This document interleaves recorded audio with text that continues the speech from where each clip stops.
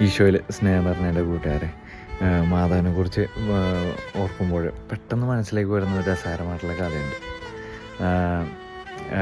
സ്വർഗത്തിൻ്റെ ഗേറ്റിൻ്റെ ഫ്രണ്ടിൽ ഒരു കൂട്ടം മരിച്ച വിശ്വാസികൾ ഭൂമിയിലുള്ള ജീവിതത്തിന് ശേഷം വന്നിങ്ങനെ നിൽക്കണേ.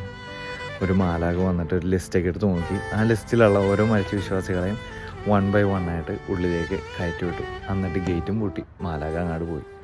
ഈ ലിസ്റ്റിൽ പേരില്ലാത്ത ബാക്കി മരിച്ച വിശ്വാസികൾ വളരെ വിഷമിച്ച് കൺഫ്യൂസായിട്ട് ഇങ്ങനെ ഗേറ്റിൻ്റെ പുറത്തിങ്ങനെ നിൽക്കുമ്പോൾ സൈഡിൽ ഒരു ചെറിയൊരു ജനാല തുറന്നിട്ട് മാതാവ് വന്നിട്ട് പറഞ്ഞു, മക്കളെ നിങ്ങൾ പേടിക്കണ്ട, നിങ്ങൾ ഈ ജനാലിൻ്റെ ഉള്ളിൽ കൂടി അകത്തേക്ക് കയറിക്കോ, ബാക്കി കാര്യങ്ങൾ ഞാൻ ഈശോയുടെ അടുത്ത് പറഞ്ഞ് ശരിയായിക്കോളാം.